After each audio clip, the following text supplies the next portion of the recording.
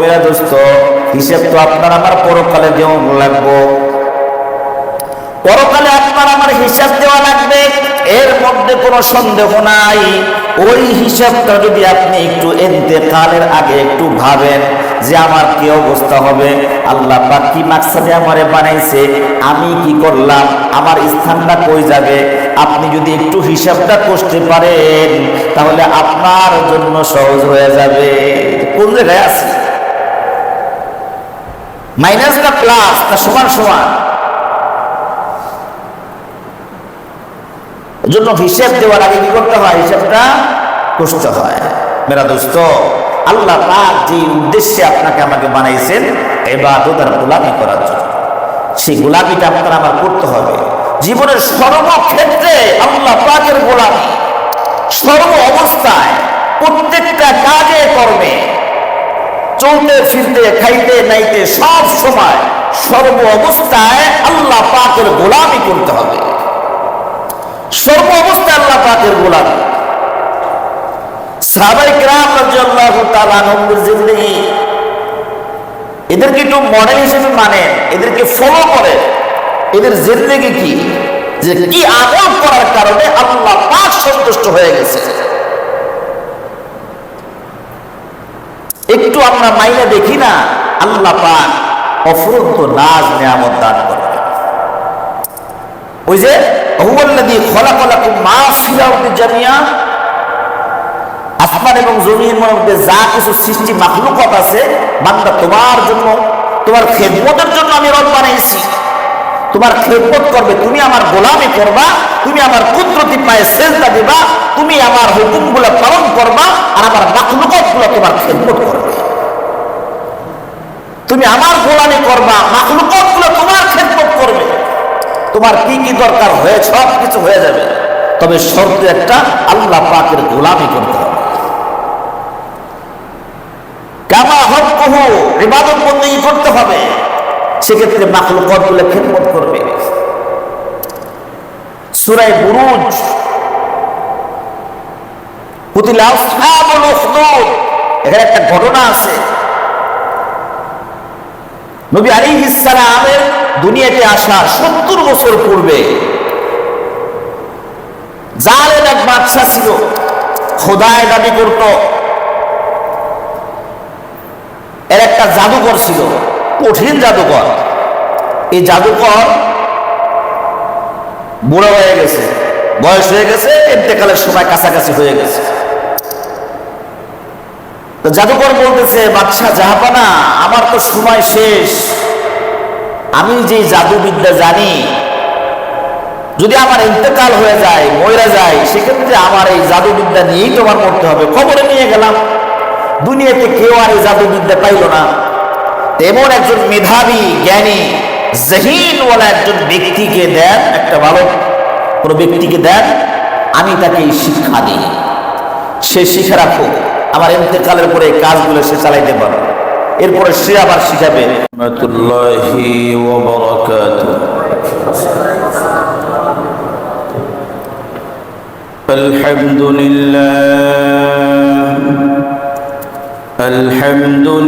আলহামদুলিল্লাহ নাহমাদুহু ওয়া নাস্তাঈনুহু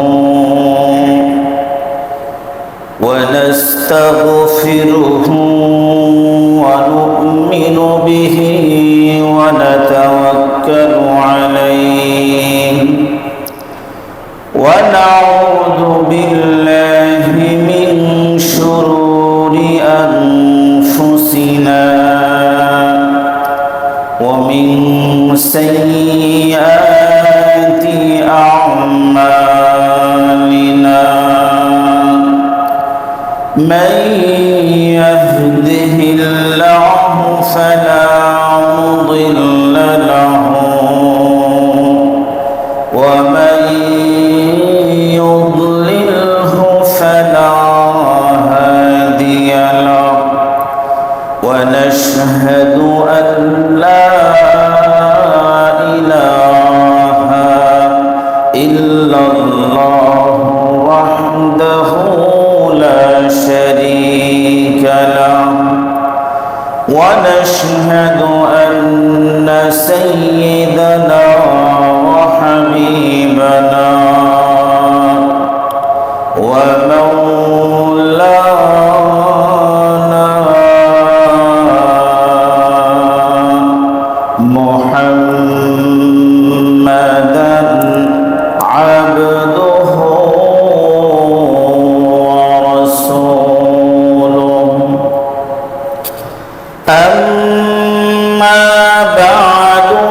قد قال الله تبارك وتعالى في كلامه المجيد وفرقانه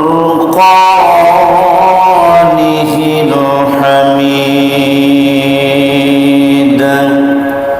أعوذ بالله من الشيطان الرجيم. بسم الله الرحمن الرحيم. وما خلقت الجن والإنس إلا ليعبدون. وقال النبي صلى الله عليه وسلم لا تباغضوا ولا تحاسدوا ولا تدابروا وكونوا عباد الله إخوانا أو كما قال عليه الصلاة والسلام. সকলেই দরুদ শরীফ পড়ি। আল্লাহুম্মা সাল্লি আলা মুহাম্মাদিন ওয়া আলা আলি মুহাম্মাদ কামা সাল্লাইতা আলা ইব্রাহিম ওয়া আলা আলি ইব্রাহিম ইন্নাকা হামিদুম মাজিদ.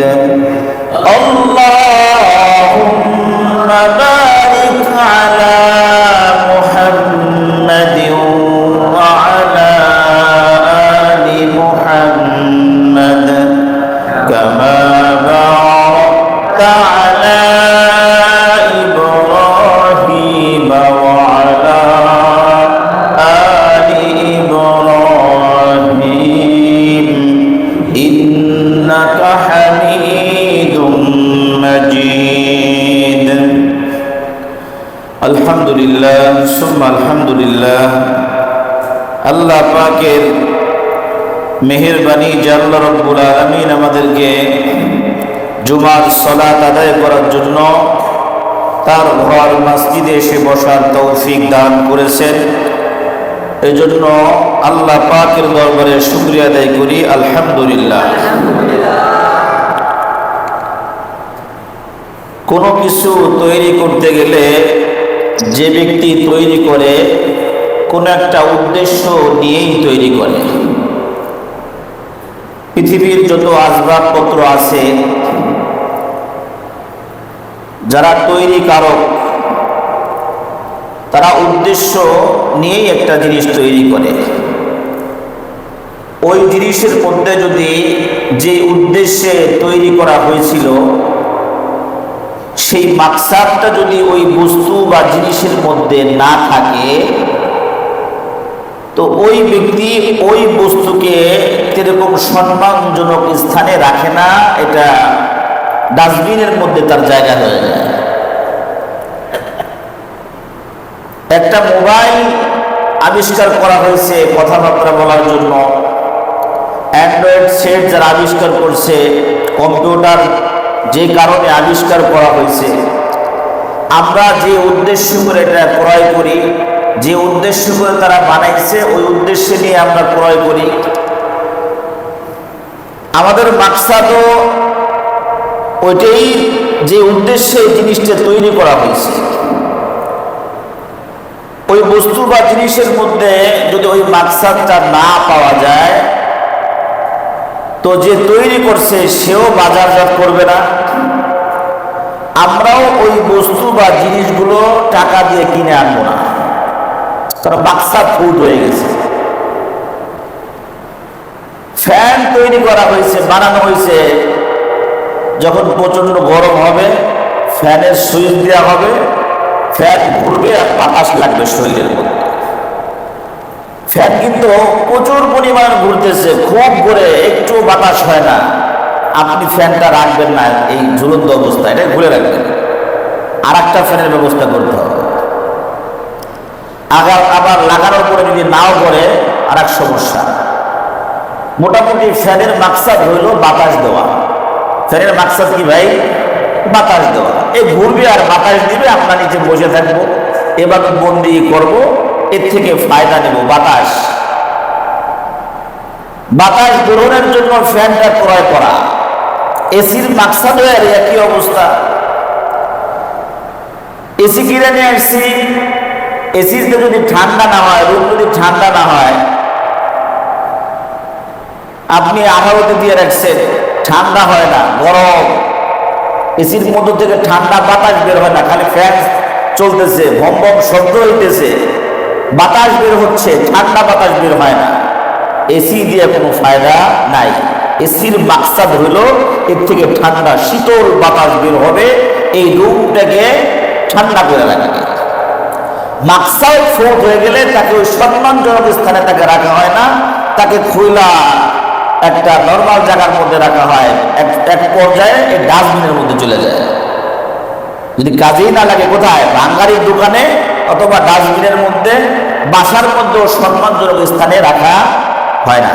এই জিনিসটিকে আমরা বুঝছি তো। এই যে বিষয়গুলো, ফ্যানের কথা বললাম, এসির কথা বললাম, যে যেই উদ্দেশ্যে বানানো ওই উদ্দেশ্যে আমাদের কেনা, কিন্তু উদ্দেশ্য যদি তার মধ্যে না পাওয়া যায়, ওই জিনিসটা সে জায়গা মতো থাকে না, সম্মানজনক জায়গায় থাকে না। এই সিলিং ফ্যানগুলা দেওয়ালে লাগালে সুন্দর লাগবে না, এটাকে উপরে লাগালে সুন্দর লাগবে। এসিটাও ওখানে লাগালে ভালো লাগবে, নিচে রাইখে বাতাস খেলে ভালো লাগবে না। সম্মানজনক স্থানে তখনই থাকবে যখন এই বস্তু বা জিনিসের মধ্যে মাকসাদ পাওয়া যাবে, যে এই উদ্দেশ্য করে আমি বানাইছি, এই উদ্দেশ্য করে আমি জিনিসটা ক্রয় করছি, কিনে নিয়ে এসছি, পাওয়া গেছে, ঠিক আছে, জায়গা মতো ঠিক আছে। উদ্দেশ্যহীন যদি না পাই, মাকসাদ যদি না পাই, তাহলে কি সম্মানজনক স্থানে জায়গা নাই। এই যতটুকু আলোচনা হলো এটা আমরা বুঝছি তো, আলহামদুলিল্লাহ। হ্যাঁ, সূরা জারিয়াতের 56 নম্বর আয়াতে আল্লাহ রাব্বুল আলামিন বলেন, وما خلقت الجن والإنس إلا ليعبدون।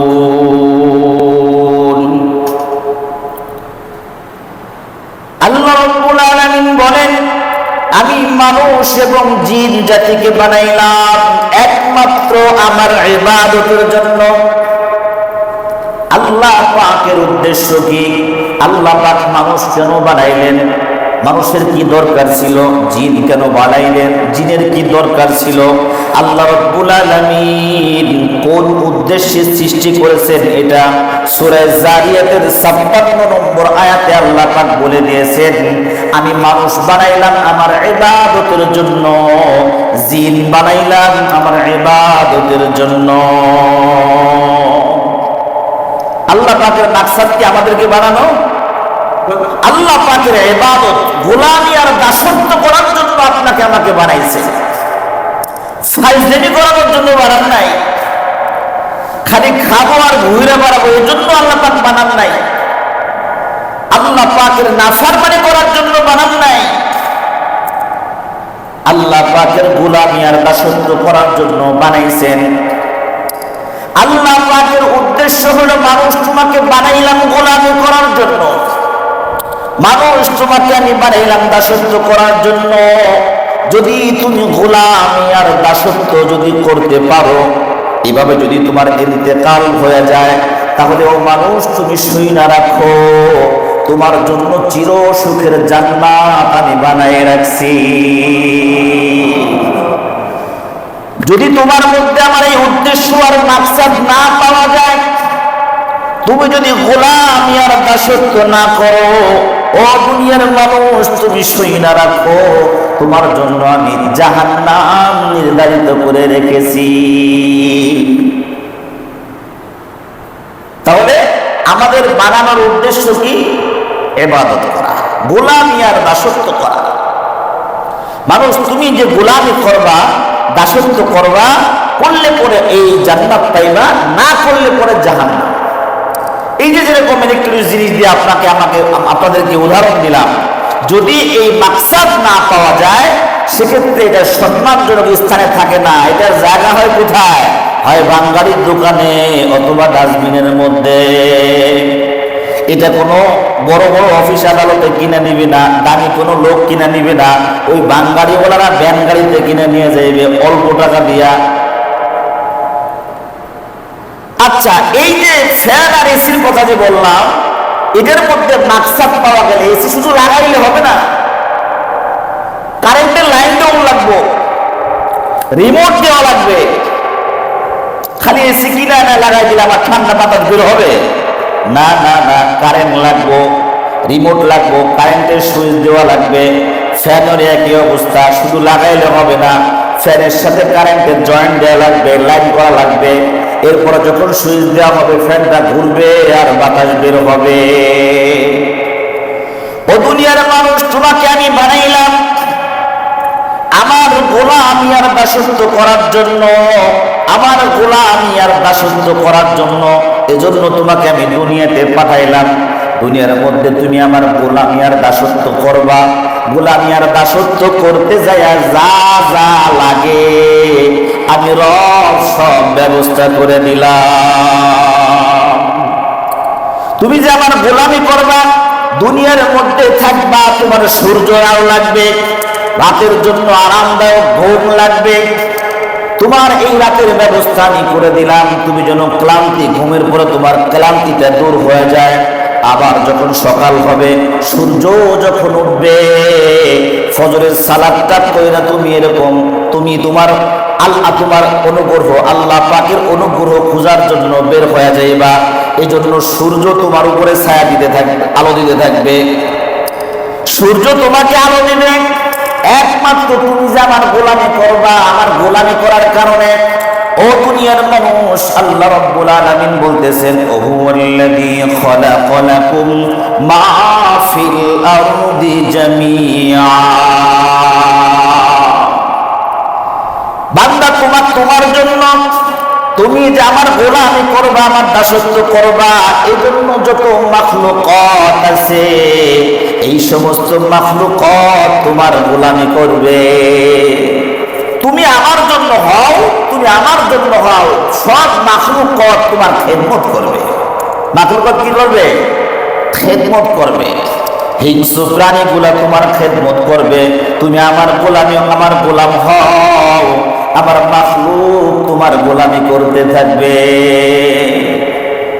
আল্লাহ পাকের যদি হই, আল্লাহ পাকের মাখলুকাত গুলো আমার গোলামি করবে। দরকার এই কারেন্টের লাইন যেরকম দরকার, দুনিয়াতে থাকা অবস্থায় আল্লাহ পাকের গোলামি করতে গেলে, ইবাদত বন্দেগী করতে গেলে, নামাজ কালাম পড়তে গেলে অনেক কিছুই লাগে। সেগুলো আছে না, আল্লাহ পাক দেয় নাই। পবিত্রতা অর্জন করতে ওযু লাগে, পানি আছে না, পানি দিছে, খাওয়ার জন্য, পানি পান করার জন্য ব্যবস্থা করছেন। আমার স্বাস্থ্যের জন্য যা যা দরকার সব আল্লাহ পাক ব্যবস্থা করছেন। গরম শীত ঋতু চেঞ্জ হয়, এক ঋতুর মধ্যে বিভিন্ন প্রকারের ফল আইটেম, এক আইটেম শেষ হয় আর এক আইটেম শুরু হয়। আশ্চর্য লাগে। আল্লাহু আকবার। আল্লাহ পাক বান্দাকে কত মোহাব্বত করেন, আর বান্দার জন্য অ্যান্টিবায়োটিকের ব্যবস্থা করছেন। যখন যেই মৌসুমের স্বাস্থ্যসম্মত খাবার দরকার, আল্লাহ পাক পাঠায় দিয়েছে যে এখন এইগুলা খাবার খাও, এগুলা খাইলে পরে তোমার বডি অ্যান্টিবডি হয়ে যাবে, খাও, এগুলা খাও।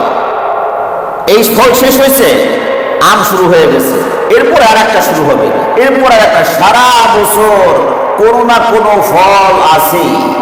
সবজির একই অবস্থা, সারা বছর কোনো না কোনো সবজি, উপযোগী খাবার আল্লাহ পাক আমাদের সামনে দিয়ে দিচ্ছে যে বান্দা, তারপরে তুমি আমার গোলামি করো। কি করো? আমার গোলামি করো। তুমি গোলামি করো। তোমাকে সুস্থ রাখার জন্য যা যা দরকার আমি রব দিতেছি, তুমি আমার গোলামি করো। তুমি যখন ঘুমায় থাকো তোমার তো কোনো খবর থাকে না, তুমি যখন ঘুমায় থাকো তোমার কোনো খবর থাকে না। কানের মধ্যে যদি একটা পিঁপড়া ঢোকে টের পাইবা না, নাকের মধ্যে যদি একটা কিছু ঢোকে টের পাইবা না। নমরুদের নাকের মধ্যে দিয়ে একটা ল্যাংড়া মশা ঢুইকা মজকের মধ্যে খালি কামড়াইতেছিল। ইব্রাহিম আলাইহিস সালামের জামানায় নমরুদ ছিল। নমরুদ, এই নমরুদ এই জালেম বাদশাহ মশার কামড়ে মারা গেছে। নাকের মধ্য দিয়ে একটা ল্যাংড়া মশা ঢুকছে। এই ল্যাংড়া মশাটা ঢুইকা মাথার মগজের মধ্যে খালি কামড়াইছে, মগজের মধ্যে কামড়াইছে। আসেন এখানে যাবেন, খালি আসেন তো, খালি মগজের মধ্যে কামড়াইছে, নমরুদের নাকের মধ্যে দিয়ে ঢুকছে। ও আমার বান্দা, তুমি যদি ঘুমায় থাকো তোমার পুরা বডিটা চেক আপ করার জন্য ফেরেশতা মোতায়েন করে রাখছি আমি। তোমার কানের মধ্যে দিয়ে যদি কোনো কিছু না ঢোকে, নাকের মধ্যে দিয়ে যদি কোনো কিছু না ঢোকে, তোমার সিহাতের জন্য, হেফাজতের জন্য আমি ফেরেশতা মোতায়েন করলাম। তুমি রিজিকগুলা যে খাও, এই রিজিকগুলা একেবারে শুরু থেকে নিয়ে এই তোমার কাছে পৌঁছানো পর্যন্ত আমি অনেক অনেক ফেরেশতার মাধ্যমে পৌঁছে দিছি। বৃক্ষ যখন রোপণ করা হয়, লাগায় এত চলে আসি, এই গাছগুলো কিভাবে বড় হয়, ফলনটা কিভাবে আসে, আল্লাহু আকবার। একটু চিন্তা ফিকির করার দরকার যে আমি করতেছি কি, আল্লাহ পাক আমাকে কত নিয়ামত দান করতেছে, কত নিয়ামত দান করতেছে। এত কিছু করা, বান্দা তুমি আমার গোলামি করো, তুমি আমার গোলাম হয়ে যাও, তোমার জিন্দগিটা আমার গোলামি আর দাসত্বের মধ্যে কাটাও। দুনিয়াতে যদি একটু কষ্ট হয়, পরকালে তোমার জন্য অফুরন্ত নাজ নিয়ামত আমি রব দিয়ে দিব। গোলামি করো, দাসত্ব করো। তুমি তোমার অনেক সময় মনে হয় আমার তো এরকম এই কাজটা আমি করতে পারি না, আমার তৌফিক নাই। তৌফিক না থাকলে তোমার করার দরকার নাই। আল্লাহ পাক তোমার উপরে চাপায় দিবেন না কোনো কিছু, আল্লাহ পাক তোমার উপরে চাপায় দিবেন না। সূরা বাকারা 286 নম্বর আয়াত আল্লাহ রাব্বুল আলামিন বলেন, লা ইউকাল্লিফুল্লাহু নাফসান ইল্লা উসআহা। বান্দা, তোমার উপর আমি কোনো কিছু চাপায়া দেই না, কোন নফসের উপর আমি কোনো কিছু চাপায়া দেই না। তুমি দাঁড়ায় নামাজ পড়তে পারো না, বইসা পড়ো, বইসাও পড়তে পারো না, তুমি শুয়ে শুয়ে পড়ো, শুয়েও তুমি নড়াচড়া করতে পারতেছো না, মুখ নাড়াইতেও পারতেছো না, নামাজটা বন্ধ রাখো। ও বান্দা, তোমাকে আমি কত সহজ করে দিলাম। দাঁড়ায় নামাজ পড়া ফরজ, দাঁড়ায় নামাজ পড়া কি ফরজ। দাঁড়ায় না পারলে বইসা পড়ো, বইসা না পারলে শুয়ে পড়ো। আল্লাহ পাক চাপায় দিছে। তোমার উপরে হজ ফরজ হয় নাই, হজ না করলে তোমার গুনাহ হবে না। তোমার উপরে কোরবানি ওয়াজিব হয় নাই, কোরবানি না দিলে তোমার গুনাহ হবে না। তোমার উপরে যাকাত ওয়াজিব হয় নাই, যাকাত না দিলে তোমার গুনাহ হবে না। বান্দা, তুমি অসুস্থ, মসজিদে যাইতে পারো না, ঘরের মধ্যে নামাজ পড়লে আমি রব কবুল কইরা নিব। তোমার উপর আমি কোনো কিছুই চাপাই দিইনি। আল্লাহ পাক তো চাপায়া দেন না, আমাদের সাধ্যের মধ্যে যতটুকু আছে এইটুকু তো আমরা করতে পারি। আল্লাহ পাকের গোলামির মধ্যেই তো কামিয়াব, আল্লাহ পাকের দাসত্বের মধ্যেই কামিয়াব, তাছাড়া লাভ নাই তো। এই পৃথিবীতে কত মানুষ ছিল, অনেক শক্তিশালী শক্তিশালী মানুষ ছিল, কই তারা? এটা কাল্পনিক কথা আর গল্প গুজব নয়। ফিরাউনও ছিল, দুনিয়াতে ছিল না? নমরুদ ছিল, বুখতেনসর ছিল, সুলাইমান আলাইহিস সালাম রাজত্ব করছেন, জুলকারনাইন করছেন না? আছে তারা? তাদের কম ক্ষমতা ছিল না? ক্ষমতা কম ছিল না, তাদের অনেক ক্ষমতা ছিল, অনেক কিছুই তাদেরকে আল্লাহ পাক দান করছেন। আমাদেরকেও যেগুলো দান করছেন এগুলো আস্তে আস্তে শেষ হয়ে যাবে, আমরা দুনিয়াতে থাকবো না। যেখানে যাইতে হবে, চিরকাল যেখানে কাটাইতে হবে, ওই জায়গার সামানা তৈরি করতে হবে বেরাদোস্ত, ওই জায়গার সামানা তৈরি করতে হবে। প্রত্যেকটা নবী এবং রসুল এই পৃথিবীতে যখন আসছেন, প্রত্যেকটা নবী এবং রসুল বলছেন, আল্লাহ পাকের বান্দারা তওবা করো, ফিরে আসো, আল্লাহ পাক তোমাদের গুনাহ মাফ করবেন, জাহান্নাম থেকে তোমাদেরকে মুক্তি দিয়ে জান্নাত দান করবেন, ফিরে আসো। একই দাওয়াত ছিল, এক আল্লাহকে মানো, এক আল্লাহকে মানো, তওবা করো, ফিরে আসো। প্রত্যেকটা নবীর এই দাওয়াতটা ছিল কমন দাওয়াত, ফিরে আসো। গোলামি করবা কার? আল্লাহ। কোন মাখলুকাতের গোলামি করলে হবে না, লাভ নাই। মাখলুকাতের গোলামি করে লাভ নাই, এই কদম বসির মধ্যে কোনো ফায়দা নাই। আজকে টাকা পয়সা আছে, আপনাকে মানুষ দাম দিচ্ছে, কারো কিছু খরচ করতেছেন, দাম দিচ্ছে। যখন আপনি করতে পারবেন না, আপনার দাম নাই। একটা মাস আপনি এখান থেকে হারায় যান তো দেখি, এক মাস হারায় যাবেন, কোন একটা দেশে চলে যান, দেখি একটা মাস আপনার জন্য কোনো ব্যক্তি খাবার দাবার না খায় কাটায় নাকি? যেন ওই ব্যক্তি না এই এলাকার মধ্যে, দুঃখ কষ্ট লাগতেছে, না আজকে খাবো না, গোসল করবো না, অফিসে যাবো না, কোনো কিছুই বন্ধ থাকবে না, বরং আপনার কথাকেই মনেই করবে না, আপনার কথাকেই মনেই করবে না। হ্যাঁ, পাশের দুই চারজন একটু হালকা পাতলা আলোচনা করে কয়েকদিন পরে শেষ। এই যদি দুনিয়ার হালত হয়, শুনছেন নাই যে গাবতলীর ছাগল নিয়ে কাহিনী, ছাগল বিক্রির কাহিনী শুনেন নাই? দুনিয়াতেই যদি এই পুলিশ বাহিনী বা সরকারি লোকজনের কারণে যদি পিতা পুত্রকে অস্বীকার করে সামান্য একটু ব্যাপারে নিয়ে, তাহলে পরকালে কি ভয়াবহ অবস্থা হবে। দুনিয়ার মধ্যেই যদি এরকম হয় যে সে আমার সন্তান না, তাহলে পরকালে কি অবস্থা হবে।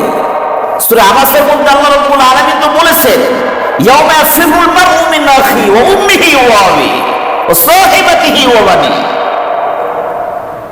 কাল কিয়ামতের ময়দানে এমন অবস্থা তৈরি হবে, কেউ কাউকে চিনবে না, একজন আর একজন থেকে পালায়ন করবে, দৌড়ে পলাবে, দৌড়ে পলাবে, পলাবে, সররায়া ফিরু, পলায়ন করা, দৌড়ে ভাগবে, ও আমাকে যেন না পায়, খুঁজে যায়, আমার যেন দেখতে না পায়, দেখলেই বিপদ, কিছু নেকি যাবে।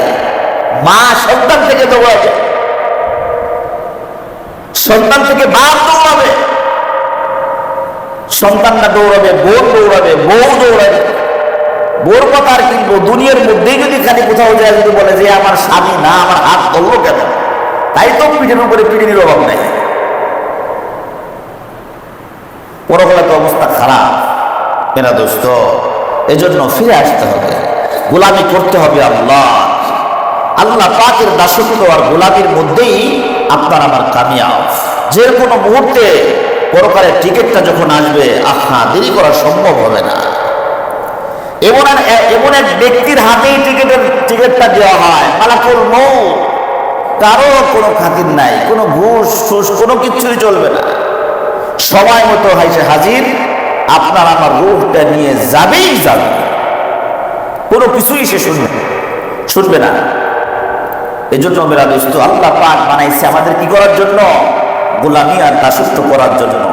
এই যে আপনার বললাম যে ফ্যানটা যদি যেই জন্য কিনছি, যদি বাতাস না হয়, ফ্যানটা ঘরে রাখবো না, তাহলে আল্লাহ পাক আপনাকে আমাকে বানাইছেন ইবাদত করার জন্য। আপনি আমি যদি ইবাদত না করি, আপনার আমার মনে কি কয়, জান্নাত না জাহান্নাম? এটা তো বুঝলাম যে ফ্যান জায়গা রাখবো না, এসিও রাখবো না। তাহলে যদি আপনি আমি গোলামি না করি, আল্লাহ পাকের গোলামি আর দাসত্ব না করি, তাহলে আপনার আমার স্থান কোথায় হবে?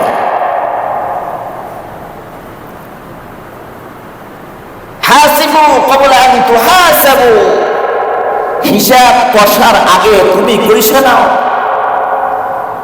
হিসাব কষার আগেই তুমি আগে হিসাবটা কইসা নাও।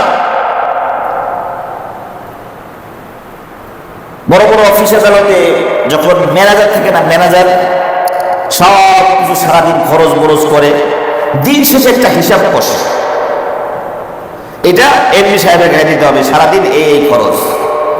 এমনি সাহেবের কাছে দেওয়ার আগে নিজে নিজে হিসাব করে, কয়েকবার ক্যালকুলেট করে দেখে হিসাব ঠিক আছে কি নাই, এরপরে রাত্রেবেলা স্যারের অফিস টেবিলের মধ্যে দিয়ে দেয়।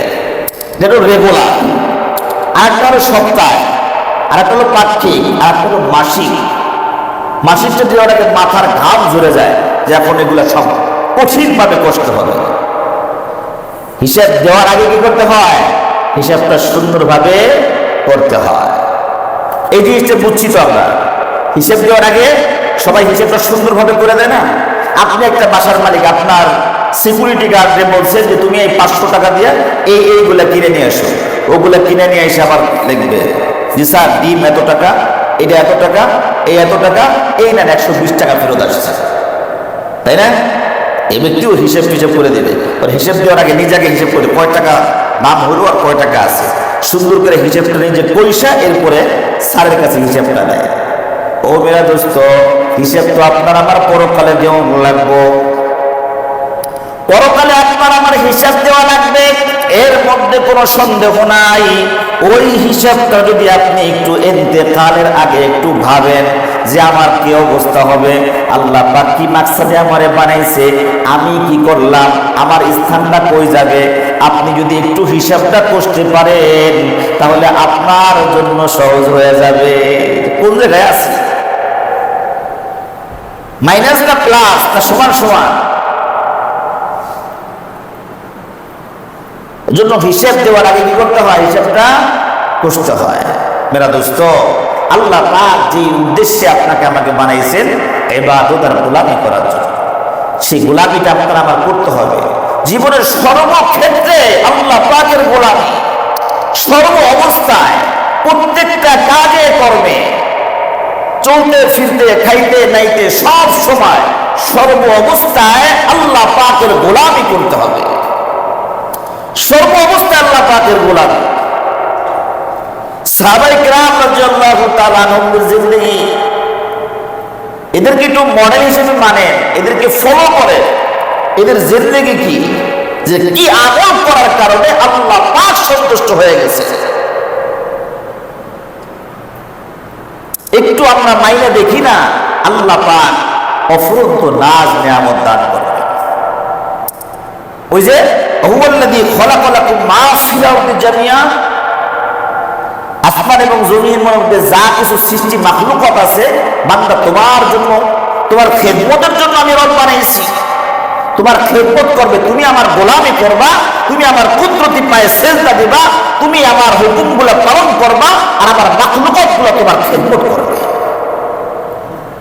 তুমি আমার গোলামি করবা, মাখলুকাতগুলো তোমার খেদমত করবে। তোমার কি কি দরকার হয়ে সব কিছু হয়ে যাবে, তবে শর্ত একটা, আল্লাহ পাকের গোলামি করতে হবে।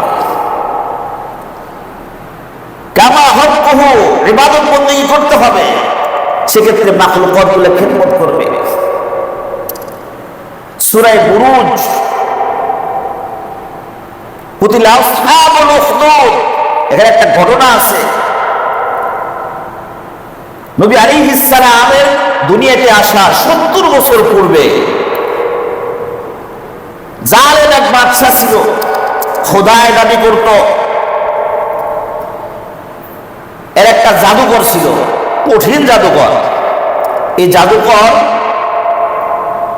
বুড়ো হয়ে গেছে, বয়স হয়ে গেছে, ইন্তেকালের সময় কাছাকাছি হয়ে গেছে।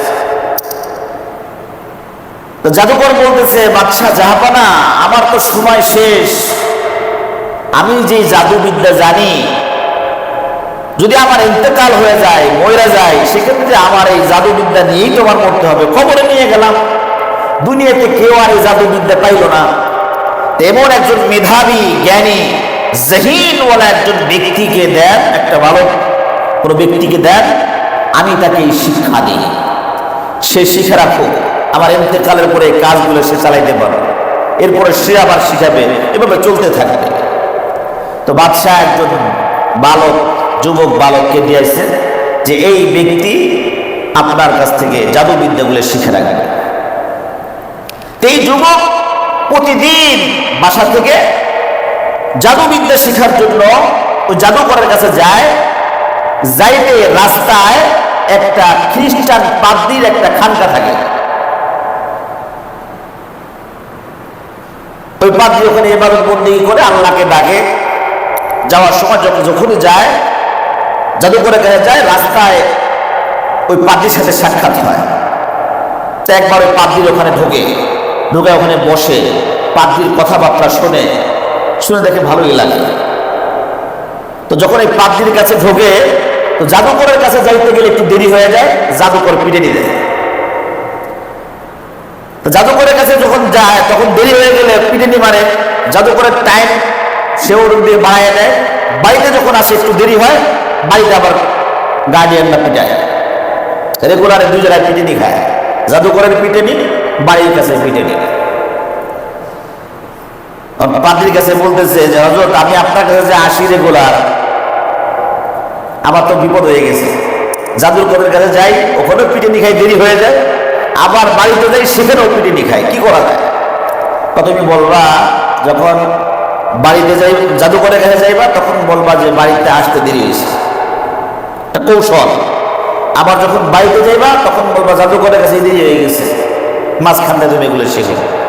তো শিখতে শিখতে মানে আল্লাহ পাকের আসমানি কিতাব, ঈসা আলাইহিস সালামের কিতাব শিখতে শিখতে ওই ইলম অর্জন করতে করতে এই পর্যায়ে চলে গেছে, মানে সামনে আগাইতেছে।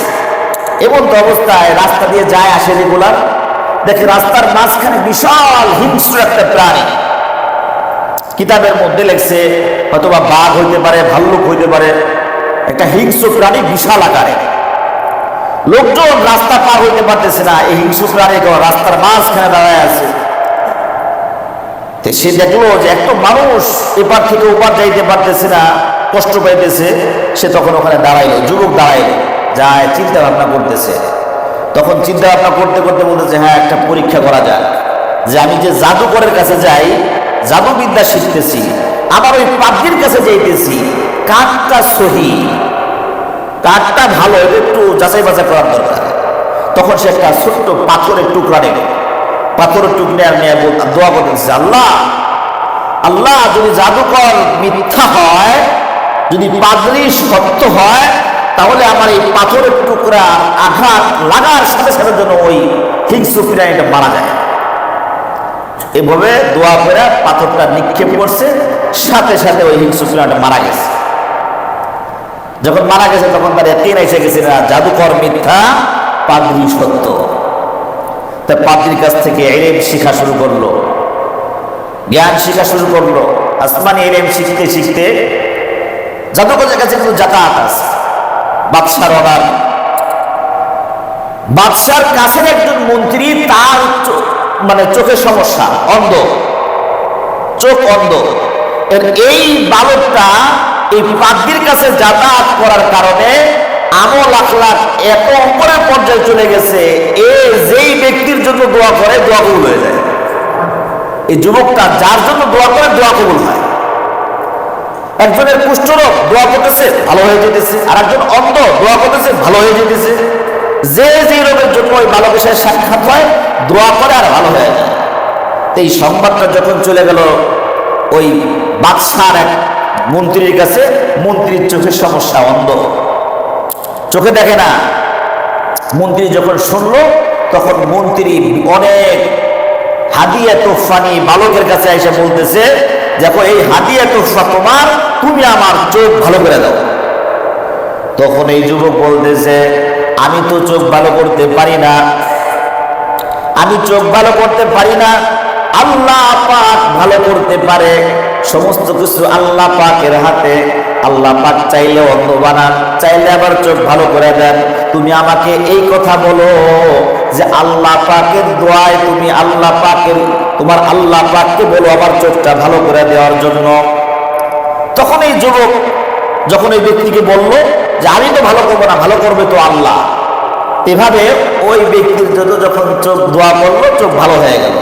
এই ভালো হওয়ার সাথে সাথে এই মন্ত্রীও মুসলমান হয়ে গেছে। যে যেই আল্লাহর হাতে সমস্ত ক্ষমতা, তাহলে আমি দুনিয়ার এই জালেমের গোলামি করবো কেন? ওই আল্লাহর উপরে ঈমান নিয়ে আসছে। আল্লাহর উপরে যখন ঈমান নিয়ে এসেছে, রাজ দরবারে যখন গেছে, যে বাদশার সাথে যখন কথাবার্তা বলে, বাদশাহ মশাই দেখতেছেন যে মন্ত্রী চোখ দিয়ে চায় চায় দেখে, কি ব্যাপার, ঘটনা কি? ঘটনা তো সব যখন বিস্তারিত বলে দিল যে অমুক যুবক আমাকে এইভাবে দোয়া করে সুস্থ করে দিছে, আল্লাহর কাছে দোয়া করছে, আল্লাহ পাক আমাকে ভালো করে দিছে। তখন ওই যুবককে বাদশাহ যখন ডাকলো, এদিক দিয়ে পাদ্রী বলে দিছিল যে খবরদার, তুমি যেভাবে আমল করতেছো, তুমি একটা পর্যায়ে তুমি শোহরত অর্জন করবা, সবাই তোমাকে চিনবে জানবে, তখন তুমি বাদশার কাছে আমার নামটা কিন্তু বলবা না, তুমি আমার কাছ থেকে যে শিখছো এগুলো তুমি বলবা না। তো ওই যুবককে যখন ধরে নিয়ে গেছে রাজ দরবারে, যুবককে অনেক হুমকি ধামকি দিছে যে তুমি এগুলা বলো।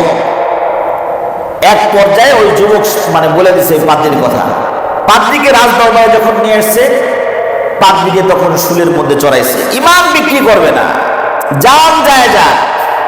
কিতাবের মধ্যে লেখছে করাত দিয়ে কাটা হইতেছে পাদ্রীকে, কিন্তু ঈমানই কত বড় পরীক্ষা। করাত দিয়ে তোমার কল্লাটা কাটা হবে, তুমি যদি আমাকে খোদা মানো মাপ পেয়ে যাবা, আর আল্লাহকে যদি তুমি স্বীকার করো, এক আল্লাহকে যদি তুমি মানো, তাহলে করাত দিয়ে তোমার মাথাটা কাটা হবে। কি করবা? সেই পাদ্রীকে করাত দিয়ে কাটা হয়েছে, মন্ত্রীকে করাত দিয়ে কাটা হয়েছে। এরপরে যুবকও মাথা নত করে না।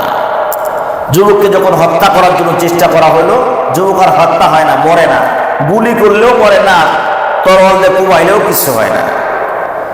তখন এই বাদশাহ সিদ্ধান্ত নিল, তার সেনাবাহিনীদেরকে বলল, এই যুবককে পাহাড়ে নিয়ে যাও, পাহাড়ের উপর থেকে ফেলাই দেবা, ও মারা যাবে। তো যুবককে যখন পাহাড়ের উপরে নিয়ে যাওয়া হলো, যুবককে যখন ফেলাবে, তখন যুবক, আল্লাহ তুমি এদের থেকে আমাকে হেফাজত করো।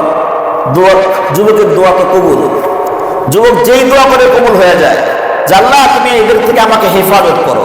উল্টা যুবক সুস্থভাবে রাজ দরবারে চলে আসছে, যাদেরকে পাঠানো হয়েছিল হত্যা করার জন্য, তারা সব পাহাড়ের নিচে পড়ে সব মারা গেছে। যখন রাজ দরবারে আসছে, বলতো তারা কই, তুমি চলে আসছো, তো তারা তো সব মারা গেছে। আর এক গ্রুপ তৈরি করছে যে নৌবাহিনী, যে তোমরা নদীর মধ্যে নিয়ে যাও, নদীর মধ্যে নিয়ে গেছে উভয়ে মারবা। নদীর মধ্যে যখন গেছে, ওই যুবক আবার দোয়া করছে, আল্লাহ তুমি এদের থেকে আমাকে হেফাজত করো। যারা মারতে গেছে সবাই পানির মধ্যে ডুবে মরছে, কিন্তু এই যুবক আবার চলে আসছে। ইমানই পাওয়ার, এটা কি ইমানই পাওয়ার। ইমান যখন আপনার মজবুত হবে, ওই যে হুয়াল্লাযী খালাকালাকুম মা ফিল আরদি জামিআ, বান্দা তুই আমার গোলাম হও, আমার সমস্ত মাখলুকাত তোর গোলামি করবে। আমার মাখলুকাত কি করবে? তোমার গোলামি করবে। তুমি সেরকম হও না, ওরকম ইমান তৈরি করো না। তোমার ইমানটা এরকম মজবুত করো, তোমার ওই একই অবস্থা হবে। সাপ বিচ্ছু তোমার কথা শুনবে, সাপ বিচ্ছু তোমার কথা শুনবে। উকবা বিন নাফি রাদিয়াল্লাহু তাআলা আনহু, আল্লাহর নবীর সাহাবী, আফ্রিকার জঙ্গলের পাশে যখন দাওয়াত দিতে দিতে জঙ্গল চলে আসছে, রাত হয়ে গেছে, যাবার কোনো ব্যবস্থা নাই, থাকার কোনো জায়গা নাই, কোনো কিছুর ব্যবস্থা নাই। তখন সাহাবীরা পরামর্শ করতেছে কি করা যায় এখন। আজকে রাত এই জঙ্গলের মধ্যে কাটাবো। অন্যান্য সাহাবীরা বলতেছে কিভাবে সম্ভব, এখানে হিংস্র প্রাণী, বাঘ ভাল্লুক সাপ বিচ্ছু কত কিছুই না আছে, এরা তো আমাদেরকে ধ্বংসন করবে। উকবা বিন নাফি বলতেছে, না, আমরা আল্লাহর নবীর সাহাবী, আমরা আল্লাহ পাকের গোলাম, তারা আল্লাহ পাকের মাখলুক, আমরা আল্লাহ পাকের গোলাম, তারা আমাদের খেদমত করবে, আমাদের কোনো ক্ষতি করবে না।